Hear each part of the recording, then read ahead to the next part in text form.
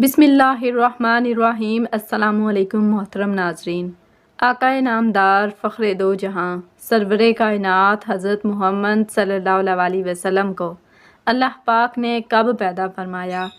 کیا نور محمدی صلی اللہ علیہ وسلم کی پوری کائنات کی تخلیق سے پہلے وجود میں تھا؟ کیا اللہ تعالیٰ نے حضرت محمد صلی اللہ علیہ وسلم کو حضرت آدم علیہ السلام سے بھی پہلے پیدا فرمایا گیا؟ کیا حضرت آدم علیہ السلام کی طرح حضرت محمد صلی اللہ علیہ وسلم کو بھی سجدہ کروایا گیا؟ حضرت محمد صلی اللہ علیہ وسلم کو کون سی مٹی سے پیدا فرمایا گیا؟ ناظرین، یہ وہ سوالات ہیں جو کہ ہمارے ذہنوں میں اکثر گھومتے رہتے ہیں، لیکن ہم ان کے جوابات نہیں تلاش کر پاتے۔ آج کی ویڈیو میں انہی سوالات کے جوابات حدیث اور قرآن کی روشنی میں دیے جائیں گے۔ قرآن و حدیث کی تمام تشریحات اور تفسیرات چھاننے کے بعد اول تا آخر ہمیں یہ معلوم ہوتا ہے کہ پوری بزم کون و مقام محبوبیت اعلیٰ کے مقام پر ایک ہی ذات اور ایک ہی شخصیت فائز ہے، اور بے شک وہ نبی آخر الزماں تاجدار کائنات حضرت محمد مصطفیٰ صلی اللہ علیہ وسلم کی مبارک ذات ہے۔ بھلا اس ذات سے بھی افضل کوئی ہو سکتا ہے کہ جس کے لیے اللہ پاک نے تمام مخلوقات کی تخلیق کی؟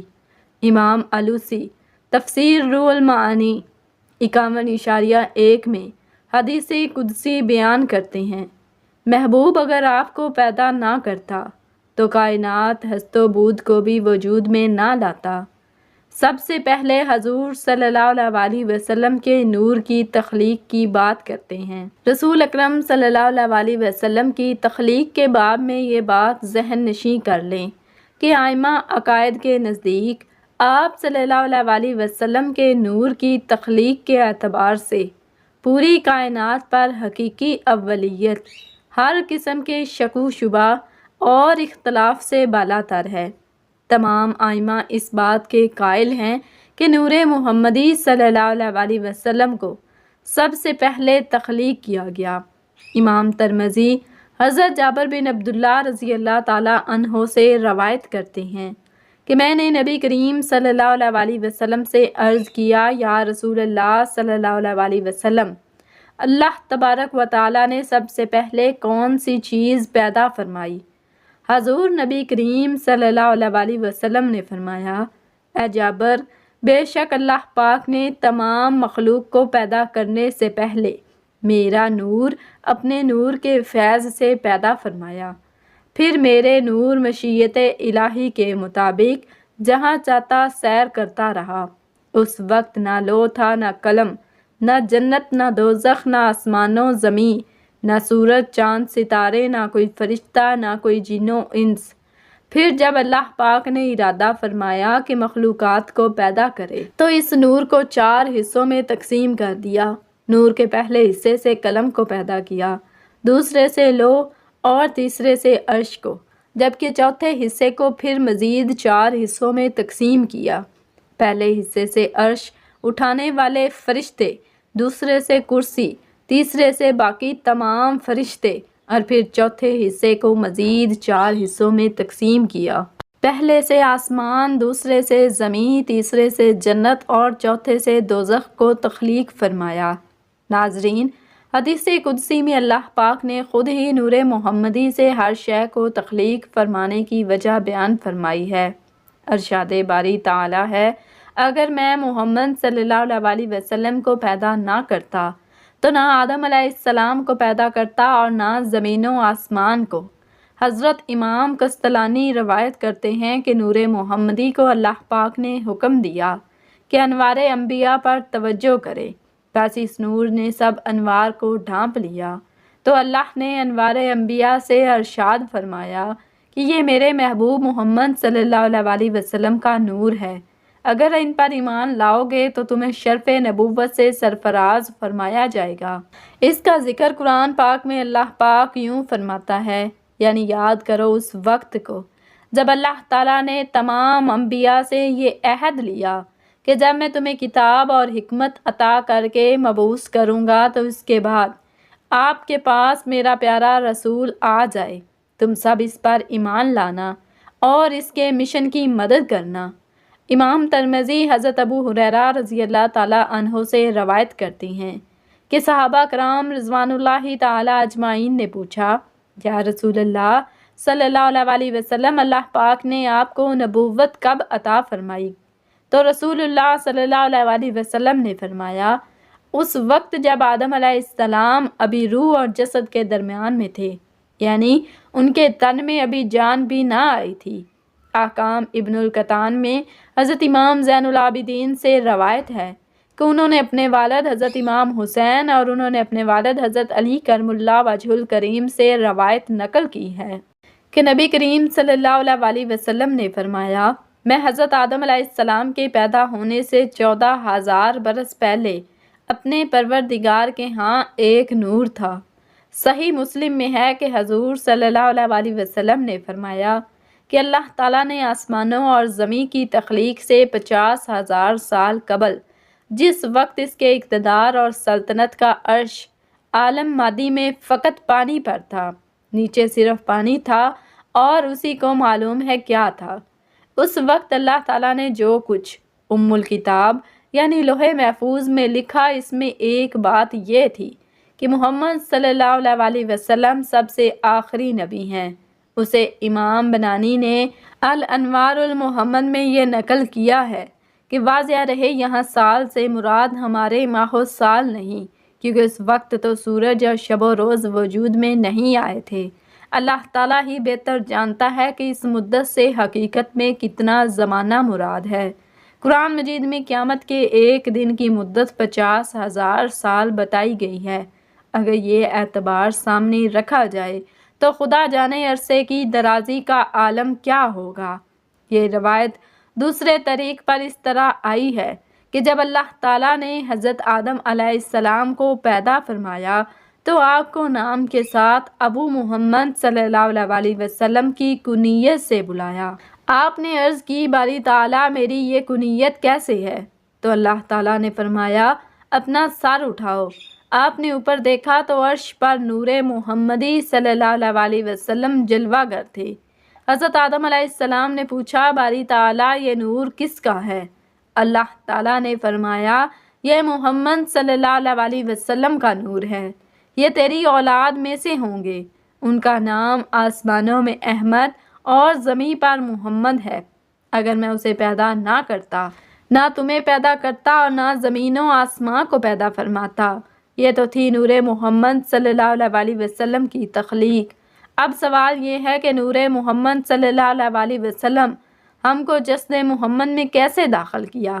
حضور صلی اللہ علیہ وسلم کا جسم مبارک کیسے بنایا گیا؟ اس بارے میں حضرت کعب بن احبار رضی اللہ تعالیٰ عنہ سے روایت ہے کہ اللہ تعالیٰ نے نبی آخر الزمان سرور کائنات حضرت محمد مصطفیٰ صلی اللہ علیہ وسلم کو جب پیدا فرمانے کا ارادہ فرمایا تو حضرت جبرائیل امین علیہ السلام کو حکم دیا کہ ایسی مٹی میرے پاس لاؤ کہ جو میرے محبوب کے جسم عطر کے تخلیق کے لائق ہو۔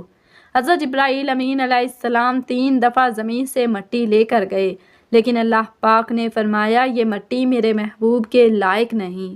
پھر حضرت جبرائیل امین علیہ السلام یثرب کی زمین پر اترے۔ حضور نبی کریم صلی اللہ علیہ وسلم کے روضہ مبارک والی جگہ سے سفید مٹی لے کر بارگاہ خدا بندی میں حاضر ہوئے۔ امر خدا بندی سے اس کو تسنیم کے پانی سے گوندا گیا، جنت کی نہروں میں دھویا گیا، اور پھر اللہ پاک نے نور نبوت کو، جو کہ حضرت آدم علیہ السلام کی تخلیق سے 14,000 سال پہلے اور زمین و آسمان کی تخلیق سے 50,000 سال پہلے پیدا فرمایا گیا، روضہ مبارک کی سفید مٹی میں رکھ کر اس کو لوح و قلم، عرش و کرسی، زمین و آسمان ہر جگہ پھرایا تاکہ ہر شے اللہ کے محبوب کے شرف و فضل کو پہچان لے۔ ام المومنین حضرت عائشہ صدیقہ رضی اللہ تعالی عنہا نے ایک بار اپنی باری والے دن تھوڑی دیر کے لیے رسول اللہ صلی اللہ علیہ وسلم کو اپنے پاس نہ پایا تو انہیں خدشہ ہوا کہ آپ صلی اللہ علیہ وسلم کسی اور بیوی کے پاس تو نہیں چلے گئے۔ حضور صلی اللہ علیہ وسلم جب واپس آئے تو ام المومنین حضرت عائشہ صدیقہ رضی اللہ تعالی عنہا نے آپ صلی اللہ علیہ وسلم کے سر کے بالوں میں انگلیاں داخل کر کے یہ دیکھا کہ آپ غسل کر کے تو نہیں آئے۔ جناب نبی کریم صلی اللہ علیہ وسلم نے غیرت کو نہ صرف اچھا جذبہ قرار دیا بلکہ اس کا احترام بھی کیا۔ چنانچہ صحیح روایت میں ہے کہ آپ صلی اللہ علیہ وسلم نے خواب میں جنت کی سیر کرتے ہوئے حضرت عمر رضی اللہ تعالی عنہ کا محل دیکھا اور اس میں داخل ہونا چاہا، مگر کونے میں ایک خوبصورت خاتون کو وضو کرتے دیکھ کر رک گئے اور محل کے اندر نہیں گئے۔ اس کی وجہ یہ بیان فرمائی کہ مجھے حضرت عمر رضی اللہ تعالی عنہ کی غیرت کا خیال آ گیا تھا۔ ایسے ماحول میں عصمت و عفت کے ماحول کو قائم رکھنا اور پردہ داری کے تقاضوں کا لحاظ کرنا گھر کے سربراہ کی ذمہ داریوں میں شمار کیا گیا ہے۔ چنانچہ نسائی کی روایت میں ہے کہ حضرت صلی اللہ علیہ وسلم نے فرمایا کہ اس شخص پر جنت حرام کر دی گئی، اور پھر اس کی وضاحت بھی آپ صلی اللہ علیہ وسلم نے خود فرمائی کہ وہ شخص جو اپنے گھر والوں میں بے حیائی کی باتیں برداشت کر لے، وجہ تحریر یہ کہ جس حال میں مرضی ہو اپنے من کو صاف رکھیں، کسی کے متعلق بدگمانی نہ کریں۔ آپ کتنے بھی بڑے عہدے پر ہوں، کبھی دین پر انگلی نہ اٹھائیں۔ ہمارا دین اس بات کو سخت ناپسند کرتا ہے اور وہ اس کا بدلہ لے کر رہتا ہے۔ یہ بہت باریک نکتے کی بات ہے، کیونکہ ہمارا دین سب سے غیرت مند ہے۔ اپنے روپے پیسے عہدے کی وجہ سے بعض دفعہ دین پر اعتراض کر دیتا ہے۔ تاریخی روایت میں آتا ہے کہ حضرت عثمان رضی اللہ تعالی عنہ سے خلافت سے دستبرداری کا مطالبہ کرنے والے باغی جب انہیں شہید کرنے کے لیے گھر میں داخل ہوئے تو امیر المومنین رضی اللہ تعالی عنہ کی اہلیہ محترمہ حضرت نائلہ رضی اللہ تعالی عنہا نے عربوں کی روایت کے مطابق سر کے بال بکھیر کر حملہ آوروں پر رحم کی دہائی دینا شروع کر دی۔ اس پر حضرت عثمان رضی اللہ تعالی عنہ نے دور سے چلا کر آواز دی کہ اپنی چادر اوڑھ لو، کیونکہ تمہارے ننگے سر ہونا میرے لیے ان لوگوں کے حملے سے زیادہ تکلیف دہ ہے۔ اس وقت حضرت عثمان رضی اللہ تعالی عنہ بوڑھے اور ضعیف تھے۔ ابو داؤد کی روایت ہے کہ حضرت صلی اللہ علیہ وسلم ایک بار ام المومنین حضرت عائشہ رضی اللہ تعالی عنہا کے پاس ان کے حجرہ میں تشریف لائے تو ایک نوجوان ان کے حجرے میں بیٹھے ہوئے تھے۔ سیدہ صفیہ رضی اللہ تعالی عنہا رسول اللہ صلی اللہ علیہ وسلم کے اخلاق کے بارے میں کیا گواہی دیتی ہیں؟ سیدہ فرماتی ہیں کہ میں نے رسول اللہ صلی اللہ علیہ وسلم سے بہتر اخلاق والا انسان نہیں دیکھا۔ میں خیبر میں رات کو ان کی اونٹنی پر سوار تھی، مجھے اونگ آتی تو میرا سر کجاوے سے لگتا تھا۔ آپ صلی اللہ علیہ وسلم مجھے ہاتھ سے جگاتے ہوئے فرماتے، ارے ذرا سنبھل کر، اے ہی کی بیٹی صفیہ ذرا دھیان سے۔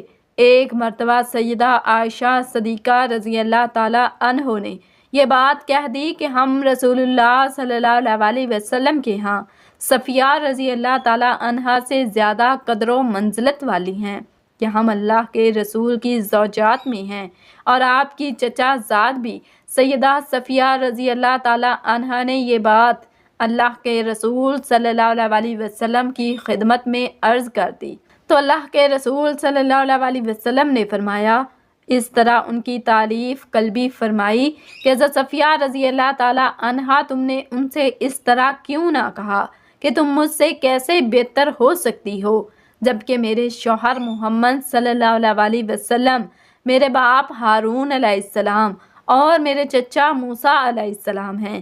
جس رات حضور نبی کریم صلی اللہ علیہ وسلم کا نور انور حضرت آمنہ رضی اللہ تعالیٰ عنہ کے بطن میں داخل ہوا تو وہ جمعہ کا دن تھا۔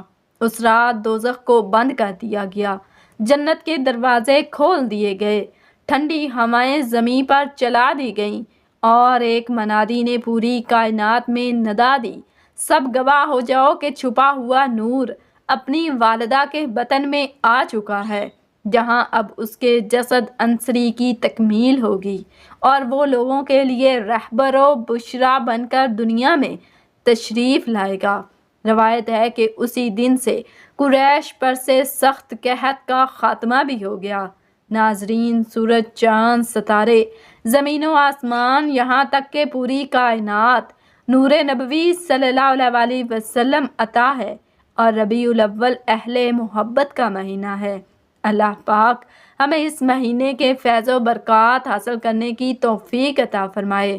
اللہ تعالی ہمیں توفیق عطا فرمائے کہ ہم اہل ایمان، اہل محبت و عشق بن سکیں، ہمارا نام تاجدار کائنات محمد مصطفیٰ صلی اللہ علیہ وسلم کے عاشقوں میں لکھا جا سکے۔